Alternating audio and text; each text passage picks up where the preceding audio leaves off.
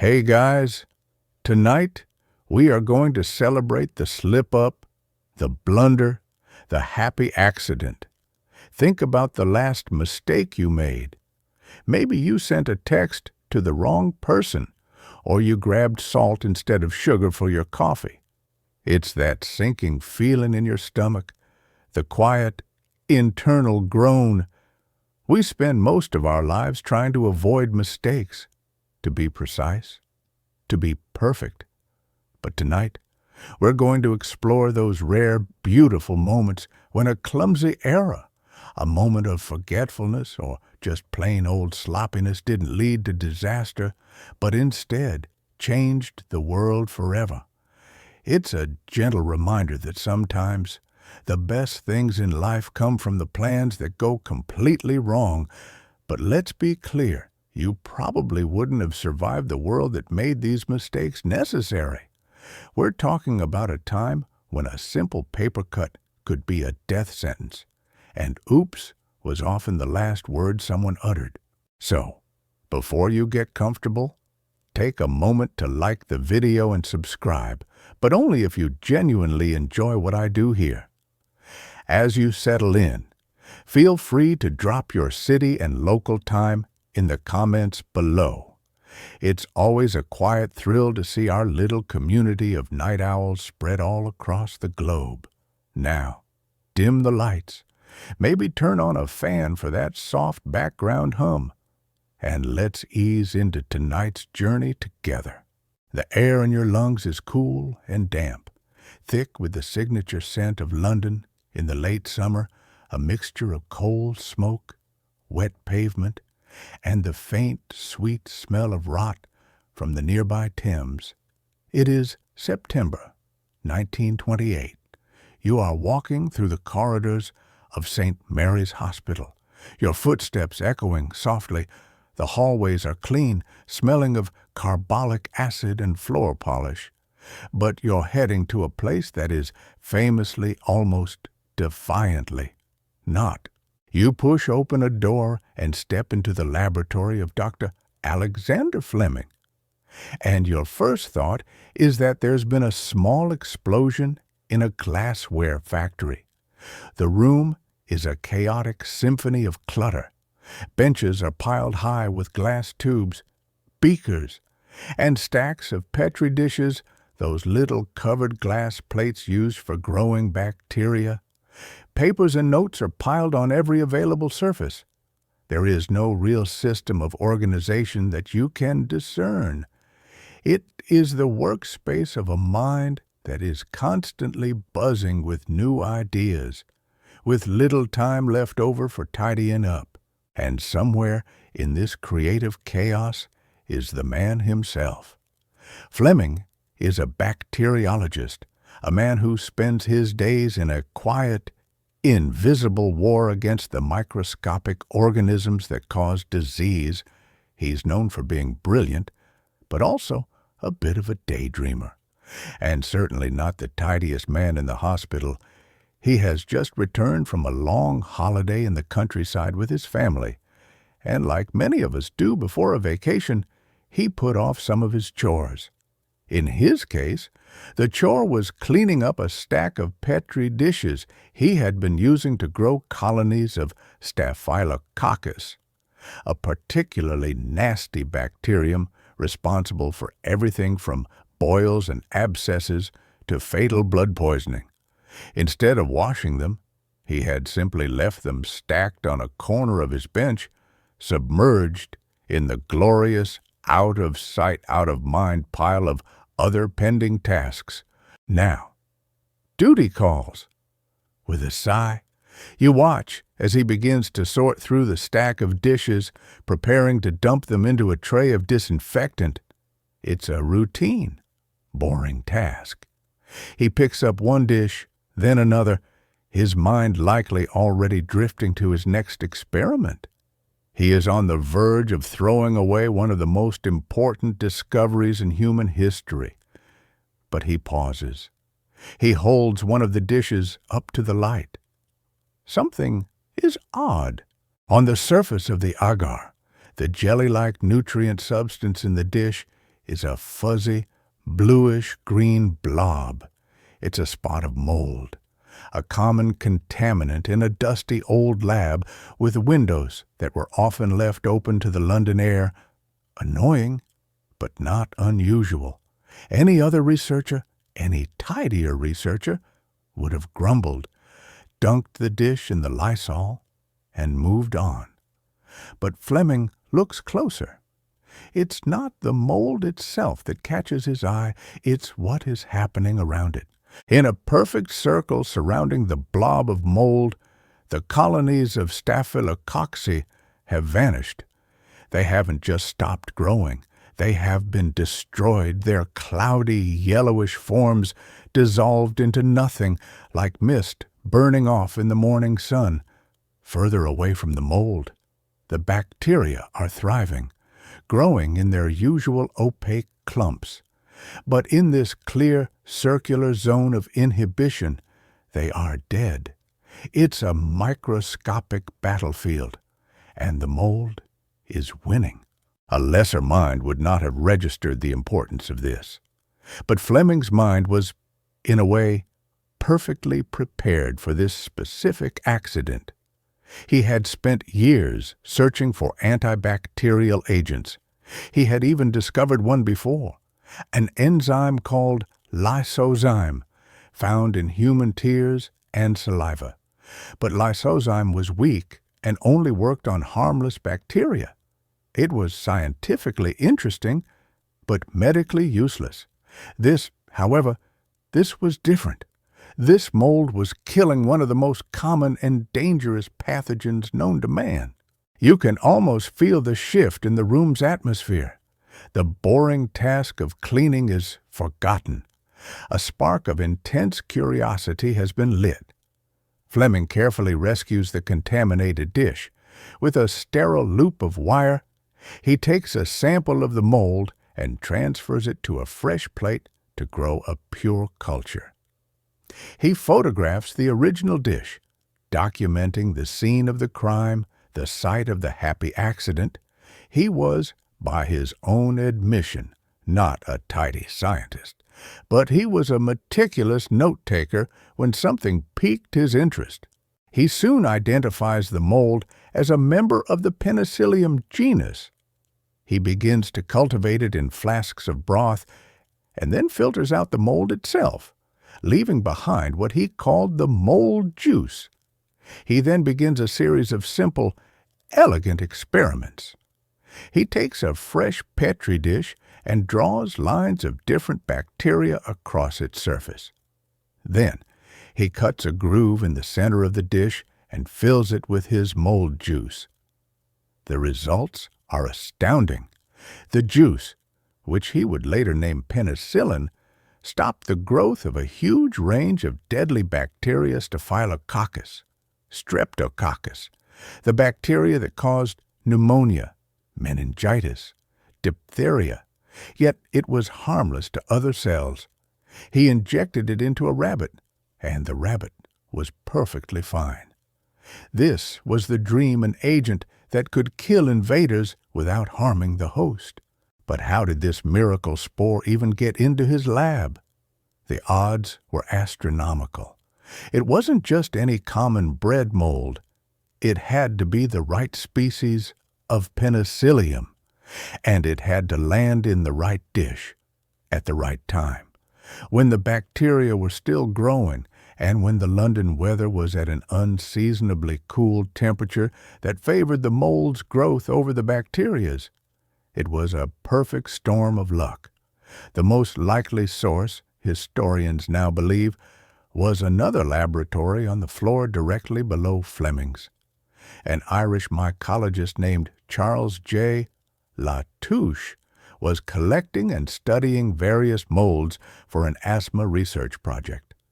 It seems that one of his spores, a particularly potent strain of Penicillium rubrum, drifted out of his lab, up the stairwell, in through Fleming's open window, and settled onto that one forgotten petri dish. A 1-in-a-million shot. This, of course, leads to a debate that continues to this day.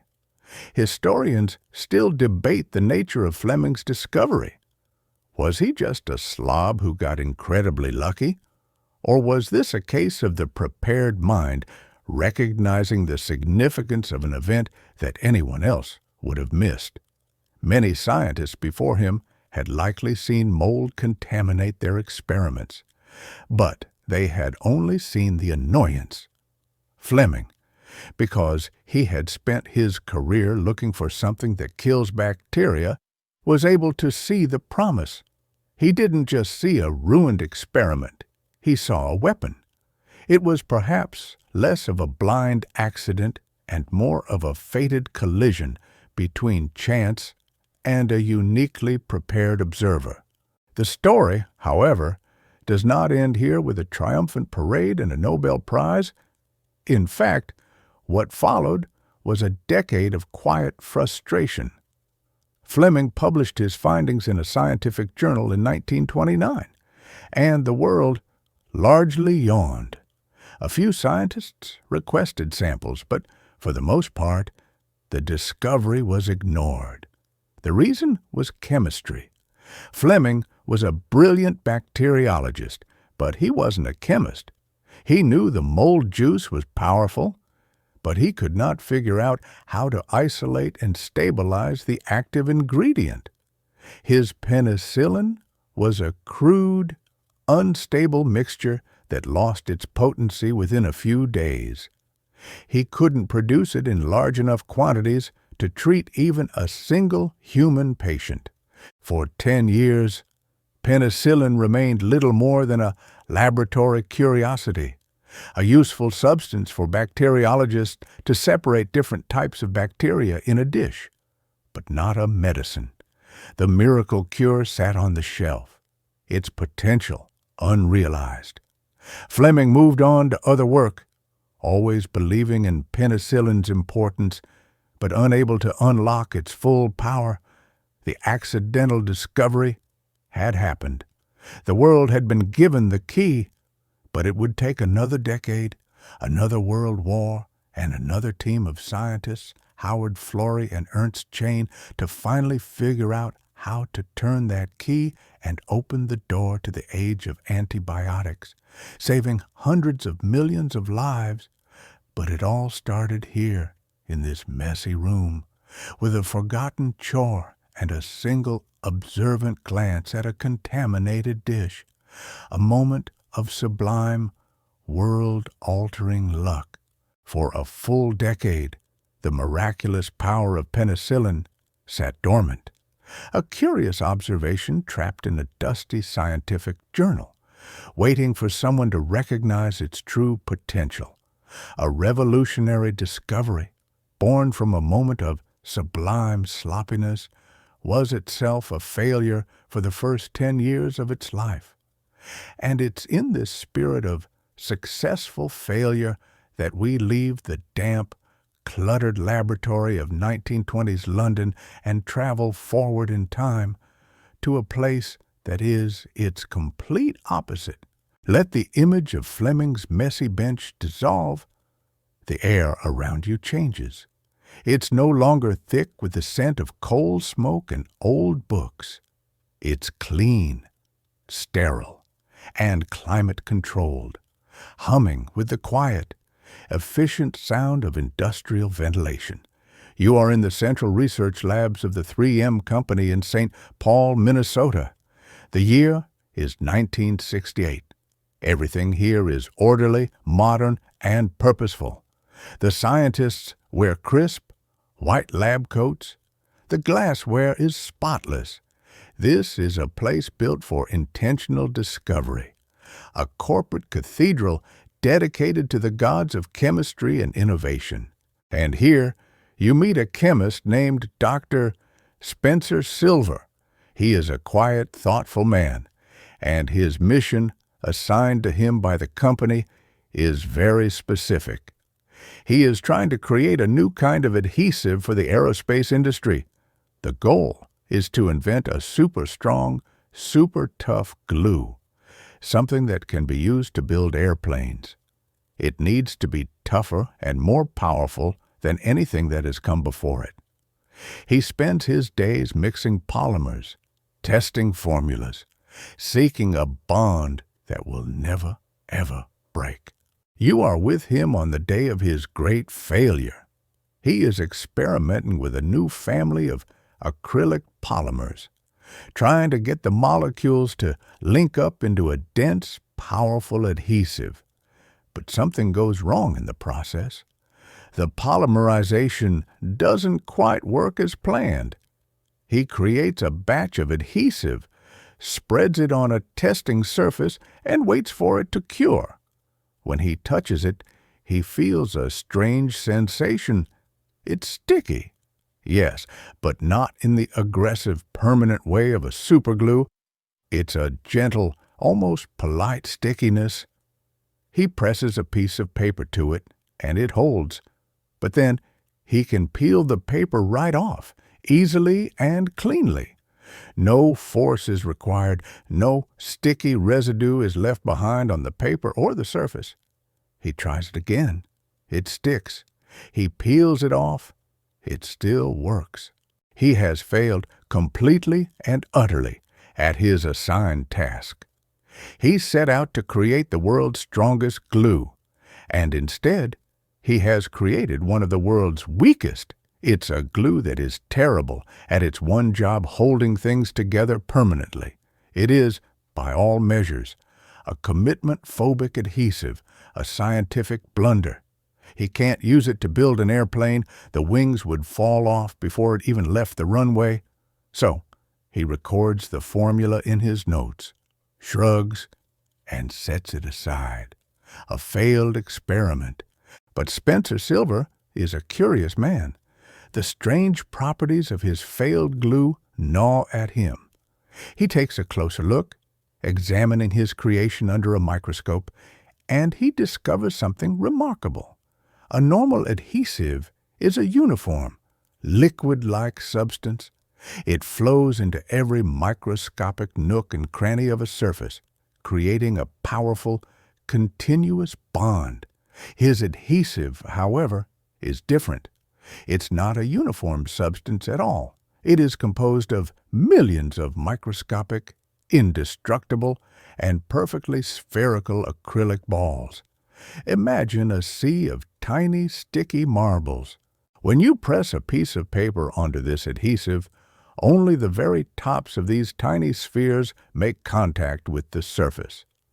The result is a bond based on a physical principle called Dahlquist's criterion for tack.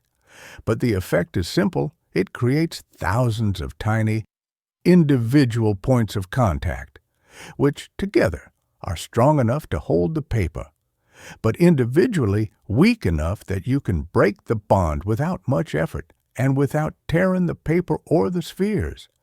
The spheres themselves are so tough they don't rupture or smear, which is why there's no residue. It was a brand new, bizarre kind of adhesive. It was a brilliant scientific discovery. There was just one problem. It was completely and utterly useless. It was a solution without a problem. Now, at many companies, that would be the end of the story. The failed glue would be cataloged and forgotten. But 3M had a unique corporate culture. They fostered a policy called 15% time, which allowed their scientists to spend up to 15% of their working hours on any project that interested them, regardless of its immediate commercial value. It was a license to tinker. So, for the next 5 years, Spencer Silver became an internal evangelist for his useless glue. He would hold seminars for his fellow scientists at 3M. "I've discovered this strange new substance," he would say. He would hand out boards coated with the adhesive and let people stick and unstick pieces of paper to them. He would describe its unique properties, its reusability, its gentle tack. He was a man with a hammer wandering the halls of 3M looking for a nail, but no one had one. His colleagues were intrigued, but no one could think of a practical use for a glue that didn't really stick. Just as penicillin sat on a shelf for a decade, this bizarre adhesive sat in a kind of corporate limbo, a clever party trick waiting for a purpose. That purpose would arrive not in a flash of scientific inspiration in a lab, but in a moment of mild frustration in a church choir. Let the sterile lab environment fade and be replaced by the warm, resonant sound of organ music and human voices. The year is now 1974. You are sitting in a church pew in St. Paul, next to a man named Art Fry. Fry is also a chemical engineer at 3M, and he sings in his church choir on Wednesday nights. And he has a very small, very annoying problem. He uses little slips of paper to mark the upcoming hymns in his large, heavy hymnal, but the paper is smooth, and the hymnal's pages are thin. As he stands and sits, as the book is opened and closed, the little paper bookmarks invariably fall out. He's constantly losing his place right before he has to sing. It's frustrating. As he sits there one evening, half listening to the choir director, his mind drifts. He is thinking about his bookmark problem, and then his mind drifts further, back to a seminar he attended at work a while back, one given by his colleague Spencer Silver about a weirdly weak glue. And then it happens. The thunderclap of inspiration, the eureka moment. Fry realizes he doesn't need a bookmark that just sits there. He needs a bookmark that sticks. But it can't be a permanent stickiness, because that would ruin the delicate pages of his hymnal. He needs a bookmark that is temporarily, gently, and cleanly sticky. He needs Spencer Silver's useless glue. The next day, Fry goes into the lab at 3M. He finds Silver, gets a sample of the adhesive, coats it onto a few slips of paper, and takes them home. That Wednesday, at choir practice, he uses his new sticky bookmarks. They work perfectly. They stay exactly where he puts them. He can peel them off and move them to next week's hymns without leaving a mark. The solution has finally found its problem. You would think the rest is history. But inventing something is one thing. Convincing a massive corporation to sell it is another. Fry and Silver teamed up, creating pads of these sticky-topped papers. But their initial attempts to get the company excited were met with skepticism. The marketing department didn't get it. Who would pay for glorified scrap paper? The existing products were tape, which was permanent, and paper clips, which were reusable. This new thing was neither. It didn't fit into any existing category. This is where the second part of the invention story truly begins the fight. Innovation experts still debate the key lesson from the Post-it note success.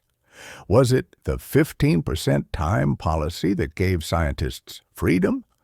Or was it the dogged determination of Art Fry and his team, who refused to let the idea die, proving that a passionate internal champion can be more powerful than any corporate strategy? Fry and his team started using the pads themselves, all around the 3M campus. They would write notes on them and stick them to reports and memos. Their bosses and colleagues saw them, used them, and got hooked. The demand began to build from within. Finally, the company agreed to a market test in 4 cities, under the name Press and Peel. The results were a disaster. The product sat on shelves because nobody knew what it was for. But the team noticed something. People who actually tried free samples almost always came back wanting more. So they hatched a new, audacious plan. They would focus on one city, Boise, Idaho, And instead of trying to sell the pads, they would give them away to everyone. In what became known as the Boise Blitz, they saturated the city's offices with free pads of press and peel. It worked. Administrative assistants, managers, lawyers, and engineers started using them for everything, leaving notes on phones, marking pages in documents, organizing their tasks. Once the free pads ran out, the addiction had taken hold. They stormed their office supply dealers, demanding more of this wonderful new product.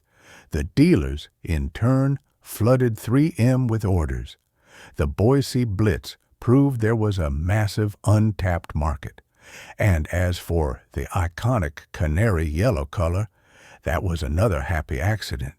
When Fry's team was first creating prototypes, the lab next door happened to have a stock of scrap yellow paper. It was the only color available, and it stuck, both literally and figuratively.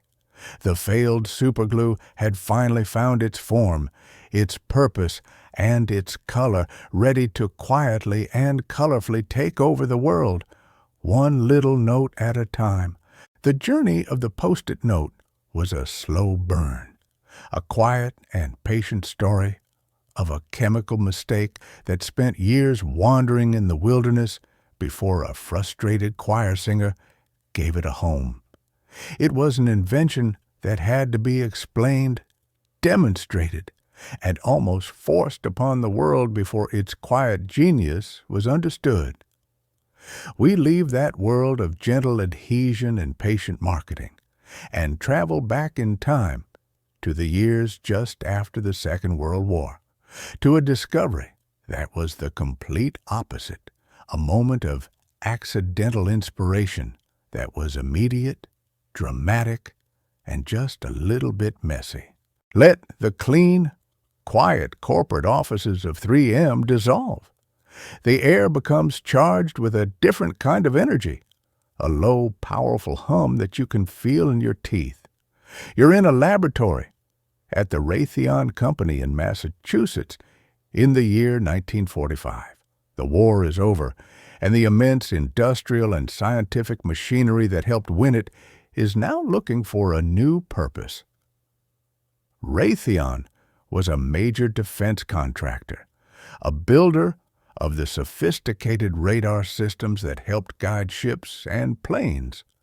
Now, in peacetime, they have a lot of brilliant engineers and a lot of very powerful technology, all looking for a new mission. And one of those engineers is a man named Percy Spencer. Spencer is not like the other PhDs and polished scientists who walk these halls. He is a self-taught genius, a man who grew up in poverty with only a grammar school education. He fell in love with electricity after learning about the Titanic disaster and the heroic wireless operators who went down with the ship. He taught himself everything he knew about physics and engineering, eventually becoming one of the world's leading experts on radar tube design. He is a hands-on, practical man, a tinkerer who trusts his own observations more than any textbook. He holds over 300 patents to his name, and he has a fondness for snacks. You find him standing in front of a live magnetron array. A magnetron is the heart of a radar set. It's a device that generates powerful, high-frequency radio waves, microwaves. It's a metal vacuum tube that hums with invisible power, pushing out waves of energy that can bounce off distant objects and reveal their location. Spencer is testing a new, more powerful magnetron, tweaking its settings, observing its output. He is completely absorbed in his work, standing close to the humming machinery. As he works, he reaches into his pocket, perhaps for a mid-afternoon treat. The snack in his pocket is a peanut cluster bar. But as his fingers close around it, he doesn't feel the familiar solid shape of a candy bar. He feels a warm, sticky, gooey mess. He pulls his hand out of his pocket and finds it covered in melted chocolate and peanuts. His snack has been ruined. Now, another person might have been annoyed. They might have cursed their bad luck, cleaned up the mess, and made a mental note not to stand so close to the giant radiation emitter with candy in their pocket. But Percy Spencer is not another person. He is not annoyed. He is intensely curious. The air in the lab isn't hot. He hasn't been leaning against a radiator. He is a man who has spent his entire life working with invisible forces and unseen energies. He knows, with absolute certainty, that there is a connection between the humming magnetron in front of him and the melted candy in his hand. The invisible waves of microwave energy have cooked his snack right through the fabric of his trousers. Unlike the story of the Post-it note, which would meander for years, this story unfolds with the speed of a lightning strike. Spencer's mind immediately grasps the possibility. If these waves can cook a candy bar in his pocket, what else can they cook? A quiet revolution in food preparation is about to begin, and it starts with a trip to the grocery store. Spencer, buzzing with excitement, sends a lab assistant out for a bag of popcorn kernels. Popcorn is a perfect test subject. Its kernels contain a tiny droplet of water, which is a key to how it pops. He brings the kernels back to the lab, places a paper bag of them on a table, and positions the humming magnetron over them. He turns it on. For a moment, nothing happens. Then a single kernel pops, then another, and another. Within a minute, popcorn is flying all over the laboratory, a chaotic, delicious explosion of scientific discovery. The lab, which minutes before was a serious place of military-grade electronics, now smells like a movie theater. The first intentional microwave cooking experiment is a wild success. The second experiment is even more dramatic. Someone brings in a raw egg, a perfect little self-contained vessel of liquid. Spencer places it in a kettle and positions the magnetron over it. He knows that the microwaves excite the water molecules within the egg, causing them to heat up rapidly. A curious, and perhaps slightly more skeptical, colleague leans in for a closer look at the trembling egg. This turns out to be a mistake. The water inside the egg quickly turns to steam, building up immense pressure within the shell. With no way to escape, the egg does the only thing it can do. It explodes. A shower of hot, raw egg erupts from the kettle, splattering all over the skeptical engineer's face. It was a messy, slightly dangerous, and hilarious confirmation of the principle. The microwaves could cook from the inside out, and they could do it with incredible speed and power. The egg had lodged a violent culinary protest against being cooked so quickly, and in doing so, proved Spencer's point beyond all doubt. Raytheon's management, unlike the initial marketers at 3M, saw the potential almost instantly. This wasn't some niche office supply. This was a whole new way to cook. The patent was filed within a year. The company assembled a team to turn this accidental discovery into a commercial product. In 1947, the first microwave oven was wheeled out for sale. It was called the Raider-Ainge, and it was a monster. Forget the compact countertop boxes you know today. The first Raider-Ainge was nearly 6 feet tall. It weighed over 750 pounds. It had a complex water cooling system to keep the powerful magnetron from overheating, and it cost around $5,000, which in today's money is more than a new car. This was not an appliance you picked up for your kitchen remodel. This was an industrial beast. Its first customers were not families, but hospitals, luxury ocean liners, and hotel restaurants, places that needed to heat up pre-cooked food quickly and in large quantities. The accidental kitchen revolution had begun, but for the first 2 decades of its life, it was a revolution that very few people could afford to join. It would take 20 years of further innovation to shrink the magnetron, eliminate the need for water cooling, and bring the price down to something a normal family could afford. The first popular countertop models didn't appear until 1967, and as they slowly made their way into millions of kitchens, they sparked a debate that continues to this day. Historians and sociologists still argue over the microwave's ultimate impact on our culture. Was it a liberating miracle? A tool that freed millions of people, mostly women, from the daily drudgery of meal preparation, giving them more time for careers, family, and leisure?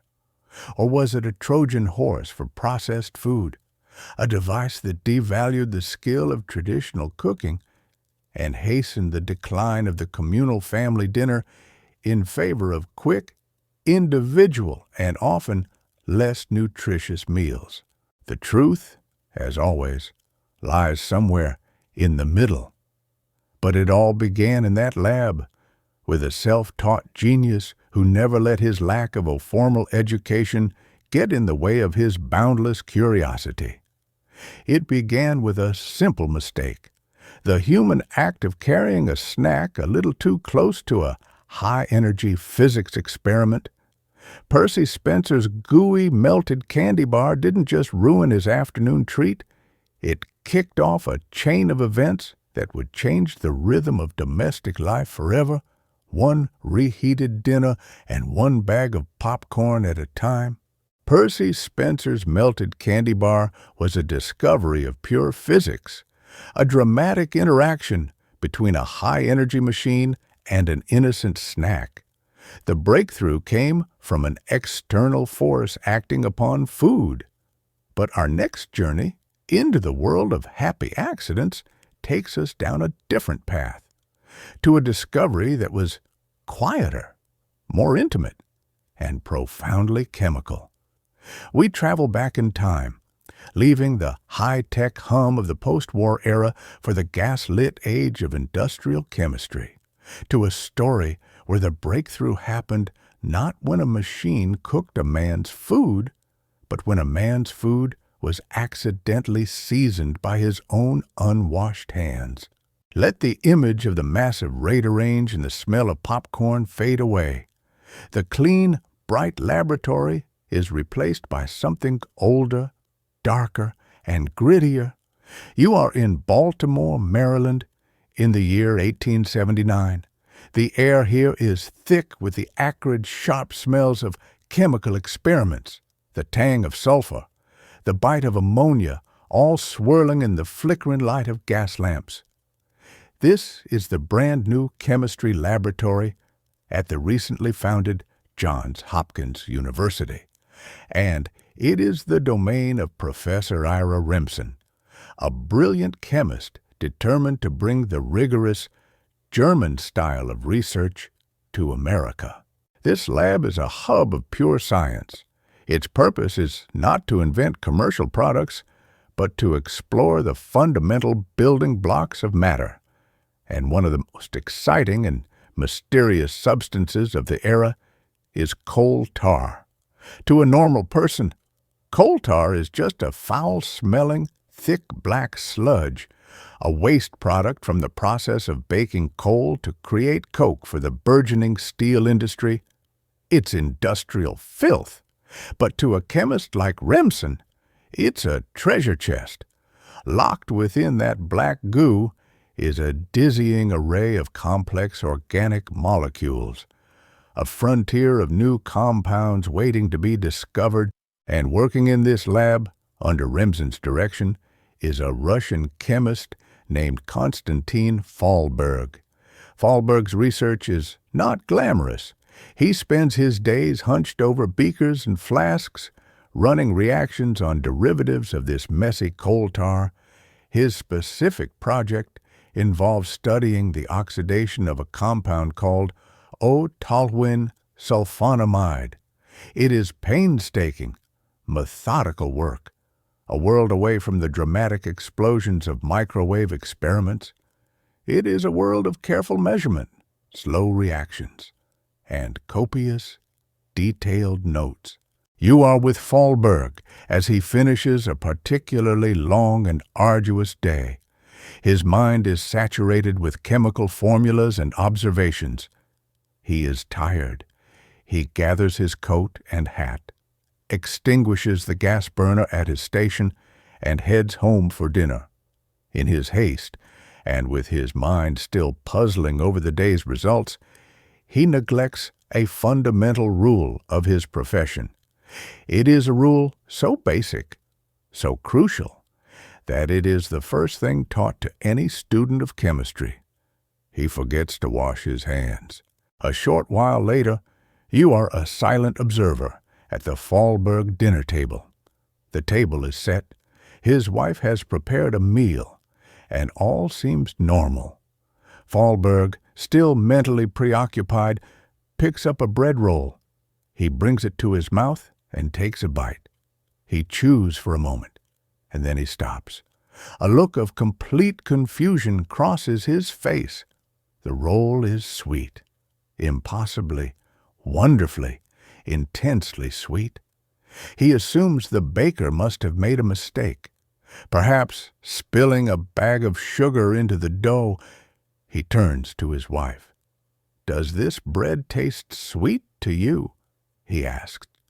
She takes a bite of her own roll. "It's perfectly normal," she says. "Not sweet at all." Fallberg is baffled. He puts the bread down. He takes a sip of water from his glass to clear his palate. The water is also sweet. He is now deeply perplexed. Is he imagining things?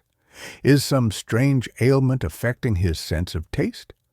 Almost unconsciously, he touches his thumb to his lips, perhaps a nervous habit, and the sweetness explodes on his tongue, a pure, concentrated wave of it. And in that instant, he understands. The sweetness is not in the bread. It is not in the water. The sweetness is on his hand. His mind flashes back to the lab, to the long day spent working with the coal tar derivatives, to the white, crystalline powder he had synthesized and purified, the acrid chemicals, the sticky black tar, the tedious hours of work. Somehow they had produced this. He realizes, with a jolt that sends a thrill through his entire body, that he has stumbled upon a substance of almost unbelievable sweetness, and that a microscopic trace of it, carried home on his unwashed fingers, has just revealed its secret to him at his own dinner table, just as Alexander Fleming's casual approach to dishwashing led to a world-changing discovery. Konstantin Fallberg's momentary lapse in personal hygiene was about to create an entirely new industry. It is perhaps the best argument for being a little less tidy that history has ever produced. Fallberg, in a state of high excitement, abandons his dinner. You can only imagine his wife's bewilderment as he explains that he must return to the lab immediately because he believes his fingers are a scientific breakthrough.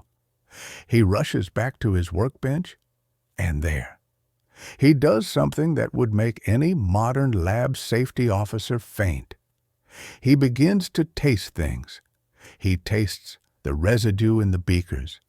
He tastes the different compounds he has synthesized. He is a man possessed, trying to retrace his steps not by sight or by measurement, but by taste. "I have licked my way through my entire laboratory," he would later recall. He quickly finds the source. It is the white, crystalline powder he had been working on all day, a compound technically known as benzoic sulfonide. It is so sweet that it dwarfs the sweetness of sugar by hundreds of times. He and Remsen worked together to analyze the new compound and co-author a paper for a scientific journal, announcing its discovery and chemical properties. And this is where the story turns from one of happy accidents to one of human ambition and bitter conflict. Fahlberg, seeing the immense commercial potential of this new substance, does something clever and ruthless.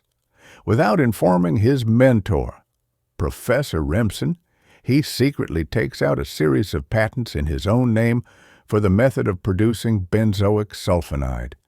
He gives his discovery a catchy commercial name, saccharin. When Ira Remsen finds out, he is justifiably furious.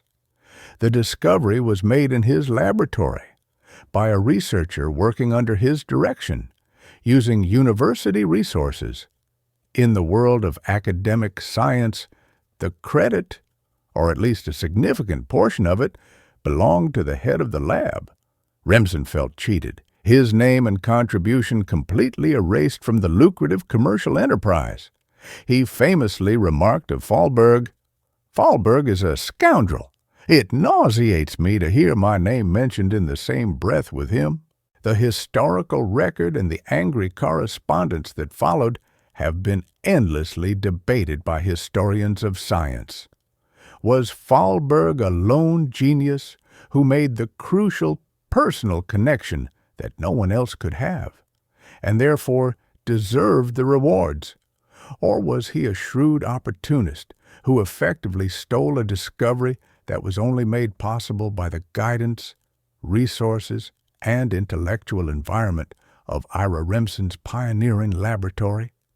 It was a 19th century drama of founders and funding, a story that would be perfectly at home in a modern movie about the founding of a tech giant. Fahlberg, secure in his patents, went on to found a company and became an extremely wealthy man manufacturing his new sweetener. Remsen, though he never saw a penny from saccharin, went on to become the president of Johns Hopkins University and one of the most respected American chemists of his generation. And saccharin itself went on to change the world.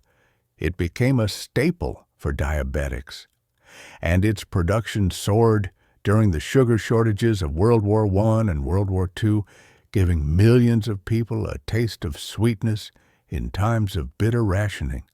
It was the birth of the artificial sweetener industry, a revolution in food science that all began not with a plan or a goal, but with a simple, thoughtless, and profoundly consequential mistake. Konstantin Fahlberg's story is one of personal ambition, a happy accident of questionable hygiene that led to a commercial empire and a bitter academic feud. The discovery of saccharin made life a little sweeter, a little more pleasant, for millions. But our next story shifts from the realm of pleasure to the most fundamental process of all. We leave the world of flavors and chemistry and journey forward into the age of electronics to explore a mistake that didn't just improve life, but sustained it. This is the story of an invention born not from a desire for sweetness or profit, but from a simple, clumsy error that managed to bottle the very rhythm of life itself. Let the gas-lit image of a 19th century chemistry lab dissolve. You find yourself in a much cleaner, brighter space, illuminated by the steady, even glow of fluorescent lights. It is the mid-1950s. The air hums with the quiet potential of the post-war electronics boom. This is a university workshop, a place of learning and tinkering. And you are here to understand a problem, a terrifyingly quiet one. that happens inside the human chest. The condition is called heart block. The human heart is a magnificent pump, but its rhythm is governed by a tiny, precise internal electrical signal. In some people, due to age or disease, that signal falters. It becomes weak, erratic, or blocked entirely. The heart, deprived of its conductor, begins to beat too slowly, unable to pump enough blood to the brain and the rest of the body. The result is fainting spells, extreme fatigue, and eventual death. In the 1950s, the only solution was a primitive external pacemaker.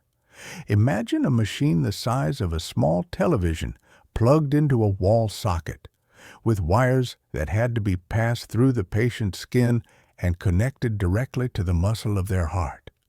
It was a temporary, painful solution that kept the patient tethered to their bed, a prisoner of the electrical grid.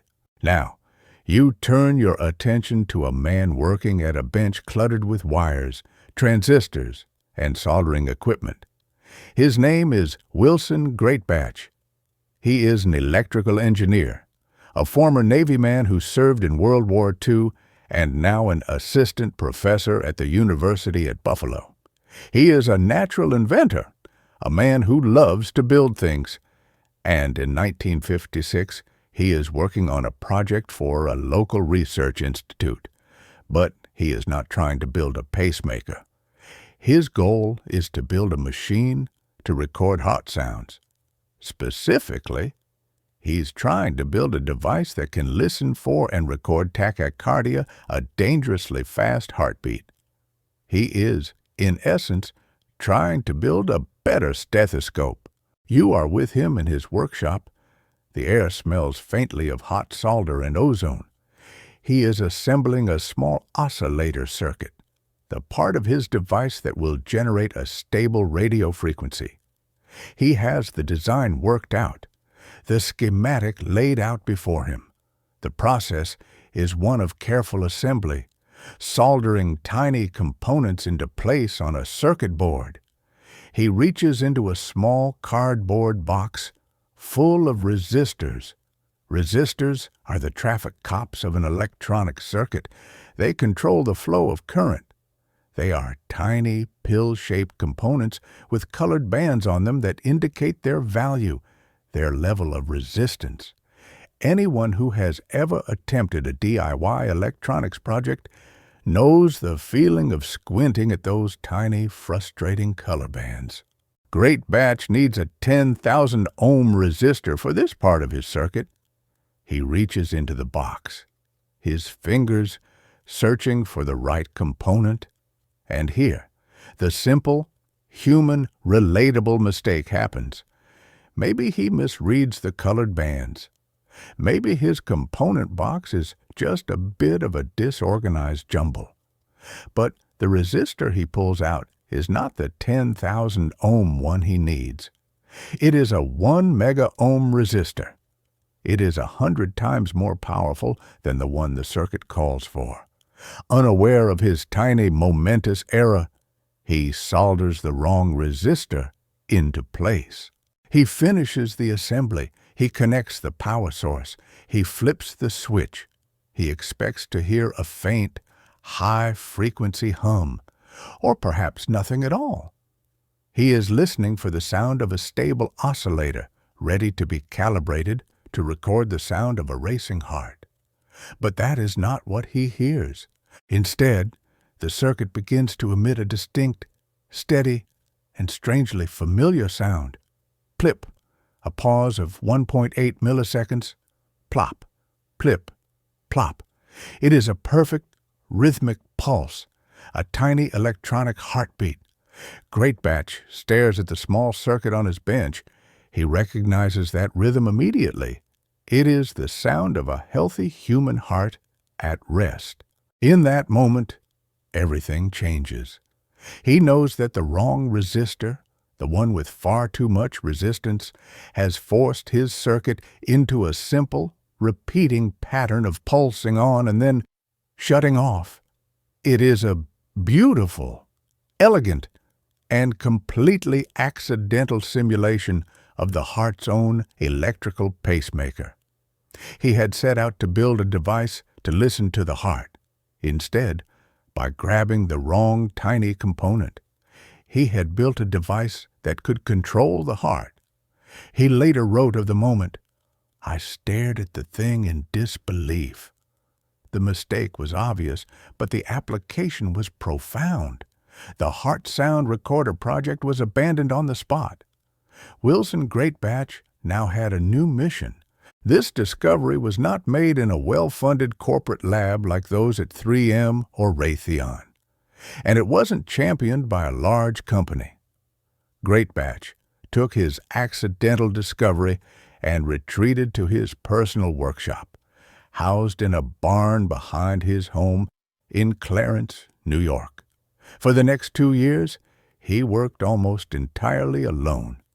In the classic tradition of the lone inventor, he poured his life savings, $2,000, into his new obsession. He painstakingly refined his circuit, making it smaller, more efficient. He experimented with ways to encase it in epoxy resin to protect it from the fluids inside the human body. He figured out how to power it with newly developed zinc-mercury batteries, which could provide a stable, low-voltage current for years. By 1958, he had hand-built 50 prototypes in his barn, but a pacemaker is useless without a surgeon willing to implant it.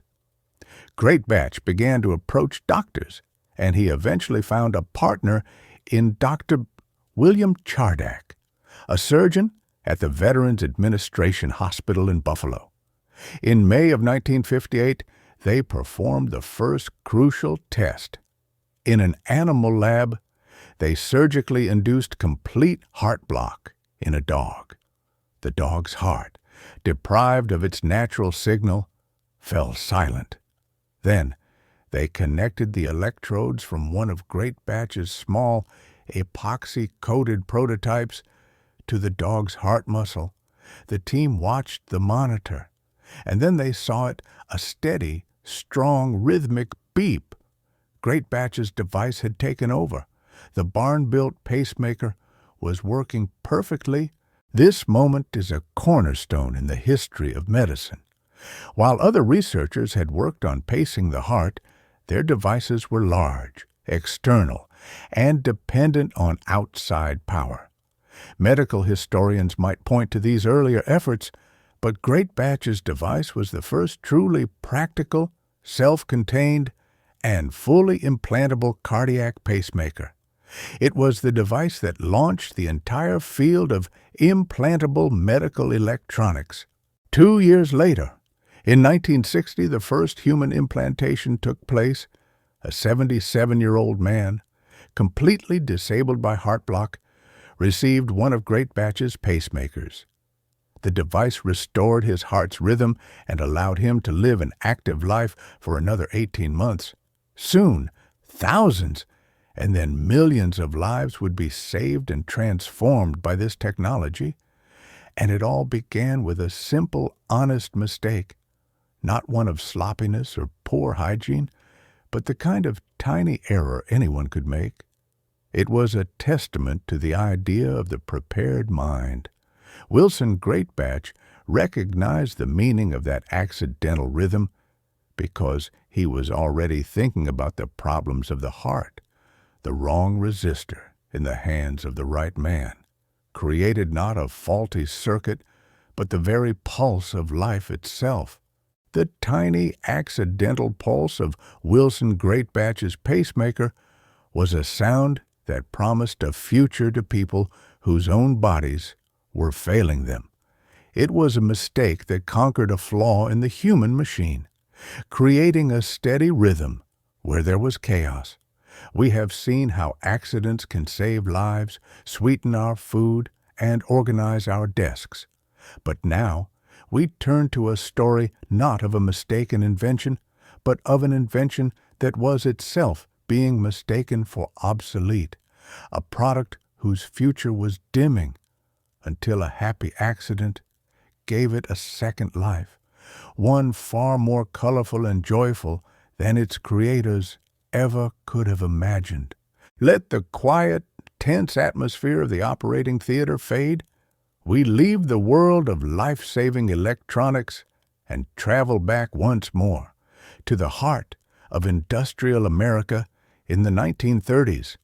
You find yourself standing in the living room of a typical home in Cincinnati, Ohio. The room is cozy, but you can't help but notice a faint, persistent smell in the air, the smell of coal. Like most homes of the era, this one is heated by a coal-burning furnace. And this furnace, while it keeps the house warm through the brutal winters, creates a constant, invisible rain of fine black soot that settles on every surface. It clings to the curtains, the furniture, and most stubbornly, the wallpaper. Cleaning this soot is a homeowner's nightmare. Wiping it with a wet cloth just creates a greasy, gray smear. Harsh chemical cleaners can damage or discolor the delicate patterns of the wallpaper. It is a problem without a good solution. And for a small, struggling Cincinnati-based soap company named Kootel Products, this problem is about to become an opportunity. Kootel is on the verge of bankruptcy. The company, run by Cleo McVicker, needs a new product, and fast. As fate would have it, he gets a call from the Kroger grocery store chain. They need a product that their customers can use to clean the soot from their wallpaper. Cleo turns to his brother, Noah McVicker, the company's technical mind. Noah gets to work in their small factory. He needs something that is absorbent but not wet, sticky but not greasy, and pliable enough to be worked into corners. He experiments with a simple, non-toxic formula, a mixture of water, salt, and flour, with a few other minerals and a mild cleaning agent, boric acid, mixed in. The result is a strange but effective substance. It is a thick, doughy, off-white putty. The application is simple. You take a handful of this putty and roll it across the wallpaper. The pliable dough lifts the soot and dirt from the paper as if by magic, absorbing the grime into itself. When the putty gets dirty, you simply knead it a bit to expose a cleaner surface. It leaves no residue, it doesn't smudge, and it's completely reusable. It is, essentially, a giant, doughy eraser for your entire house. The product is a runaway success. It saves Kootel Products from financial ruin and becomes the company's flagship item. For over a decade, this strange, doughy wallpaper cleaner is a staple in homes across America. But then, history itself makes a mistake. At least from Kootel's perspective, World War II ends, and America enters an age of unprecedented prosperity and technological change. Homeowners begin to abandon their dirty, inefficient coal furnaces. They upgrade to cleaner, more modern systems that use oil, natural gas, or electricity. And as the coal furnaces disappear, so does the soot. The central problem that Kootel's wallpaper cleaner was designed to solve simply vanishes. You can almost feel the slow, sinking feeling inside the company. Sales, which had been so robust, begin to plummet. Their hero product, the savior of the company, is becoming obsolete. By the early 1950s, Kootel Products, now run by Noah's nephew, Joseph McVicker, is once again facing a slow slide into bankruptcy. The company has a warehouse full of a product that fewer and fewer people need or want. It seems the story of the doughy putty is over. But the putty's second act, its true calling, is about to be discovered, not in a laboratory or a boardroom, but in a nursery school classroom. Joseph McVicker's sister-in-law is a woman named Kay Zufall, and she runs a local nursery school. She had recently seen a magazine article that described how children could make holiday ornaments using the wallpaper cleaning putty as a modeling compound. Intrigued, she gets a few cans of the stuff for her classroom. At the time, the modeling material most commonly available for children was traditional modeling clay. It was often gray, difficult for small hands to shape, and could be messy and stain, but the Kutol putty, it was different. It was incredibly soft and pliable. It was non-toxic. So it didn't matter if a child accidentally ingested a small amount, and it was easy to clean up. Kay puts the putty out for her students, and they absolutely love it. They can roll it, squish it, and shape it into snakes and pancakes with an ease they never could with the hard, unforgiving modeling clay. Kay Zufall sees the magic happening. She knows this is more than just a craft project. This stuff isn't a wallpaper cleaner. It's a toy, a brilliant toy.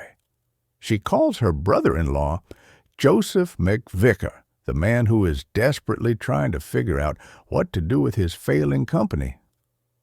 "You should stop selling this as a cleaner," she tells him, "and start selling it as a toy." She even gives him a new name for it, not Kutol's wallpaper cleaner. She suggests he call it Play-Doh. This is the moment of truth. Joseph McVicker is at a crossroads. He has a dying product and a failing business. Conventional wisdom would tell him to cut his losses, liquidate his inventory of useless putty, and try to invent something new. But he decides to listen to the nursery school teacher. He decides to bet the entire future of his company on this accidental, unintended use for his obsolete product. This decision is the subject of its own kind of debate among business historians. Was the key to Play-Doh's success the accidental discovery in the classroom, or was it the brilliant, incredibly risky business decision by McVicker to pivot his entire company, transforming an industrial cleaner into a children's toy? The transformation begins. McVicker takes the wallpaper cleaner and makes two crucial changes. First, he removes the mild detergent from the formula to make it purely a plaything. Second, he knows the putty's natural color, a dull, uninspiring, grayish off-white, will never appeal to children, so he adds bright, primary colors. Finally, he adds a drop of almond extract, creating that distinctive, sweet, instantly recognizable scent that would become Play-Doh's signature, a smell that would be seared into the memory of generations of children. He packages this new creation in a colorful cardboard can, a far cry from its utilitarian original packaging, and in 1956 takes his repurposed wallpaper cleaner to the American Toy Fair in New York City. The toy industry is skeptical, but McVicker manages to convince the Woodward and Lothrop department store in Washington, D.C. to stock his new invention. At first, they place it in the back, in the stationery department. But after McVicker convinces them to let him demonstrate the product in the main toy department, it explodes in popularity. Children are mesmerized by it. Parents love that it's non-toxic and easy to use.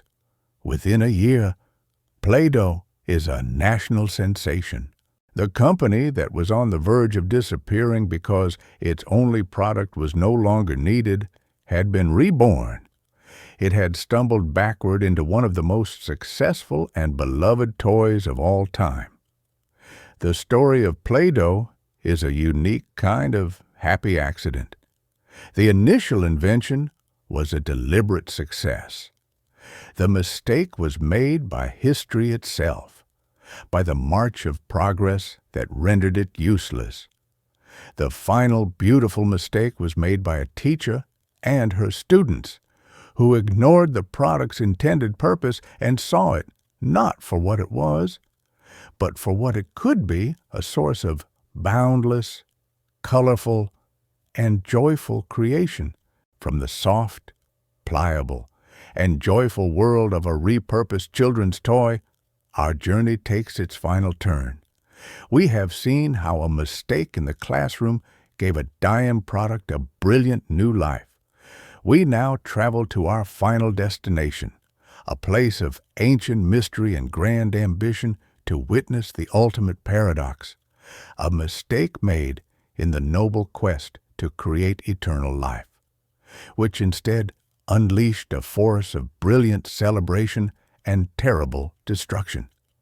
We leave the world of harmless, creative fun for the story of a failed elixir that would change the world with a sudden fiery bang. Let the image of colorful, sweet-smelling Play-Doh fade from your mind. The cheerful sounds of a playroom dissolve into a profound and ancient quiet. You are in Tang Dynasty, China, around the 9th century. The air in this dimly lit workshop is thick with the exotic scents of strange herbs, smoldering incense, and pungent minerals.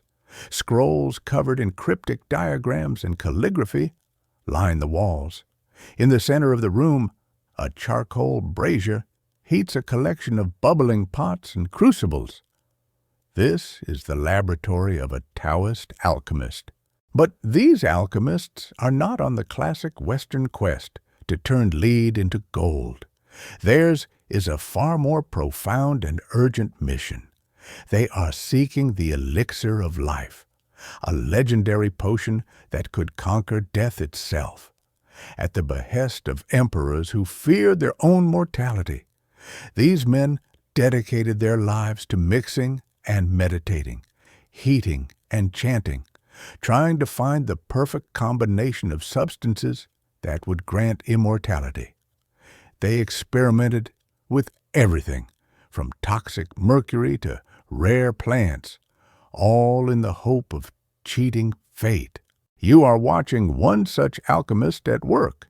He is mixing together 3 substances that he believes hold great power. The first is sulfur, a yellow mineral that they associated with the principle of yin and the sun. The second is common charcoal, a source of carbon, the building block of life. And the third, the crucial ingredient, is a white crystalline powder they call Chinese snow. We know it today as potassium nitrate or saltpeter. The alchemist has access to deposits of it that are uniquely pure.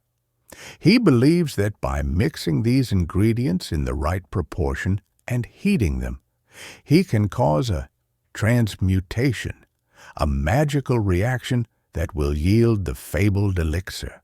He carefully measures the powders, mixes them together into a fine, dark gray dust, and places the mixture into a crucible over the hot coals. He begins to heat it, perhaps chanting a prayer, his eyes fixed on the vessel, waiting for the miracle. And then the mistake happens.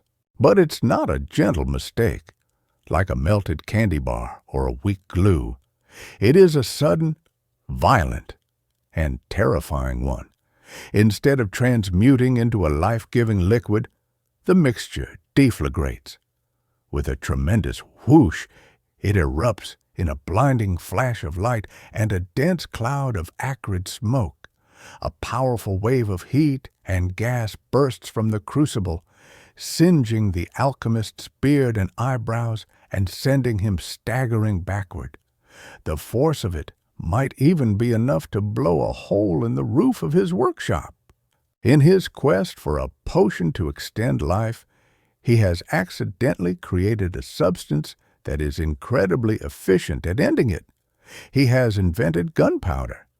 Ancient alchemical texts are filled with cautionary tales of these experiments, describing what they called huoyao, or fire medicine.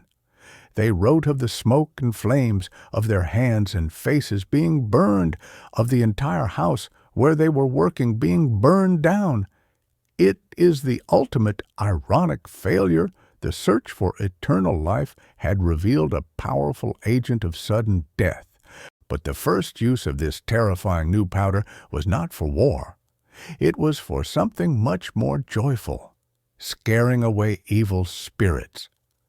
The Chinese packed the fire medicine into hollow lengths of bamboo and threw them into fires during festivals. The result was a loud bang that they believed would frighten away malevolent ghosts.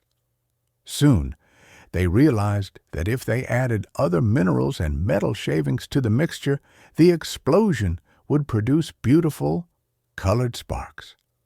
They attached these bamboo tubes to arrows and launched them into the night sky. They had invented the first firework. The explosive power was harnessed not for destruction, but for spectacle. It was a tool of awe, a way to paint with light and sound, filling the sky with man-made stars. Inevitably, however, the military applications of this fire medicine became apparent. The first gunpowder weapons were crude but terrifying. Imagine fire lances, which were essentially spears with a gunpowder-filled tube attached to the end. When lit, it would shoot a terrifying blast of flame and shrapnel at an enemy a few feet away. They created primitive hand grenades and even rudimentary rockets. The age of conventional warfare, of swords and spears and cavalry charges, was about to be blown apart.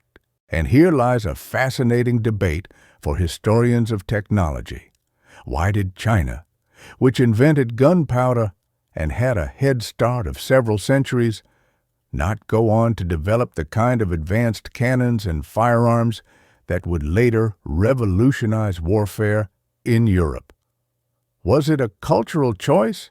Did they see gunpowder primarily as an ingredient for spectacular fireworks and as a psychological weapon in siege warfare, rather than a primary battlefield tool? Or were there practical, technological hurdles, like a lack of advanced metallurgy needed to forge strong, reliable gun barrels, that slowed the evolution from fire lance to musket? Whatever the reason, the secret eventually got out. The recipe for gunpowder traveled west, likely along the bustling trade routes of the Silk Road. By the 13th century, knowledge of it had reached the Middle East and then Europe, in the hands of European engineers and warlords. In a culture with a different approach to technology and a long history of castle-based warfare, the development of gunpowder as a weapon accelerated dramatically. They perfected the cannon, a weapon that could shatter the stone walls of castles that had been impregnable for centuries. The balance of power shifted. The age of knights in armor was over. The world would never be the same. And so, our long exploration of happy accidents comes to an end, with the most profound paradox of them all. We have seen how a moment of sloppiness gave us a cure for disease, how a failed glue gave us a tool for organization, how a melted candy bar gave us a new way to cook, and a misplaced resistor gave us the very rhythm of life.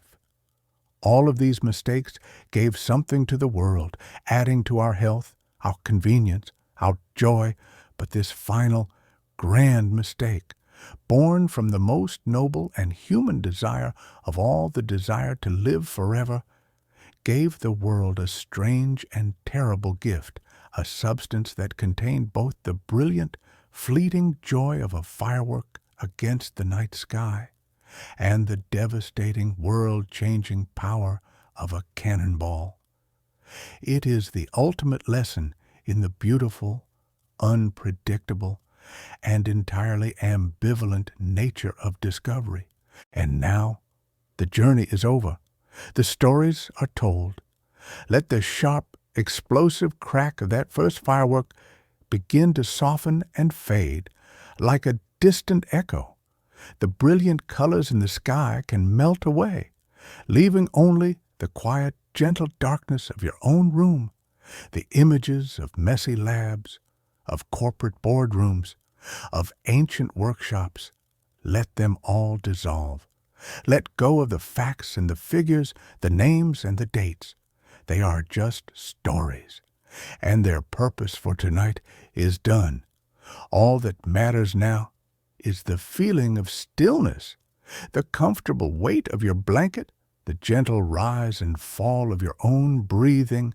Your mind, which has traveled through centuries of history, can finally come to rest right here, right now. There are no more problems to solve, no more accidents to analyze. There is only this calm, this quiet, this moment of peace.